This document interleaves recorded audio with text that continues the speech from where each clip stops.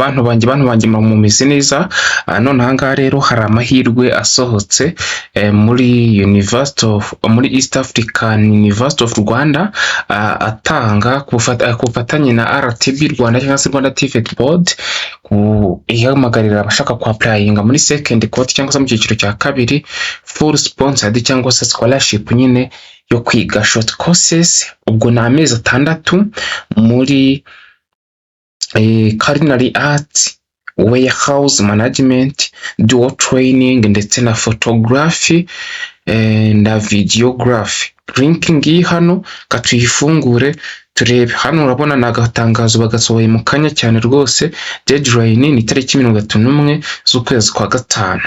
Muhawe ikaze kurezi Rwanda TV. Naragombeje kuri YouTube ucumuno bwose, urajya nkubwire ngo kandi like, subscribe, ufungure zigera tujye tubana igihe cyose, nkuko benshi tugenda dufasha bagenda babasha kugera ku ishuri bakanayatangira bakayirangiza neza nta kibazo. Ino ni link munayirebera pin hehe muri comment yaho ngaho.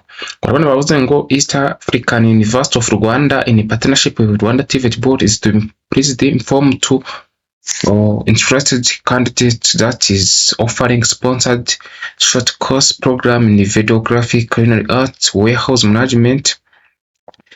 East African University ramenyesha ku bufatanye na RTB ramenyesha ko abantu babyifuza ko iri gutanga full funded sponsored short course cyangwa se short course kuri Videography cyangwa se ibijyanye no gufotora no gufata video, Culinary Arts, bitetsi, Warehouse Management n'ibindi bigiye bitandukanye. Noneho and those interested in Videography will apply for dual training and they will attend 6-month face-to-face classes. Bavuga ngo abantu baziga Videography bari interested muri Videography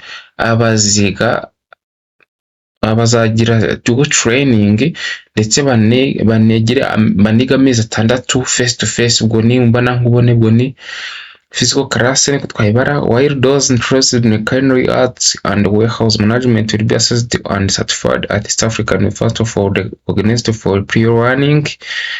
None should be registered in more than one program. Nta muntu n'umwe wemerewe gukora registration muri program irenze imwe, and it should be the first time to benefit from this course development.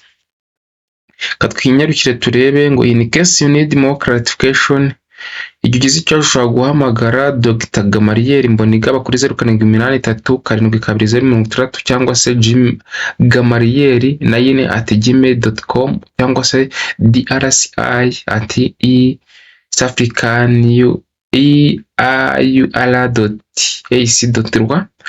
Rero uraza hano nk'ibisanzwe wuzuzemo utwahiri twawe, gusa utangiza kego nk'uko ugashyiraho ID ugasoresha akandi kego. Last name uyishyireho, first name uyishyiremo, itariki uyishyiremo, noneho gender uyishyiremo, district uyishyiremo, niba ufite ubumuga ubishyiremo, phone number uyishyiremo, mature status niba uri single cyangwa uri marié, parent bashyiremo, nimero ya telefone zabo, amashuri ufite ubishyiremo, niba ari primaire, niba ari senior, niba ari iki, training, Culinary Arts, kubitemo rwose byose icyo ushaka byose ugenda ushyiraho, genda rwose byose ushyiremo kugeza hano hasi. Then ukora iki? Kore handitse submit. No gukora submit biraba bigizute, biraba byabaye. Rero bye bye, God bless, Imana barinde nabo kubwira ngo we twabanye ibuka gusangiza inshuti zawe. Itariki ya deadline ni 31 z'ukwezi kwa gatanu, mubwira ngo uburezi, akazi na technology byose ni byawe. Bye bye, God bless you, Imana bari. Kanda subscribe, like na share kuri Uburezi Rwanda TV. Uburezi, akazi na technology byose ni byawe.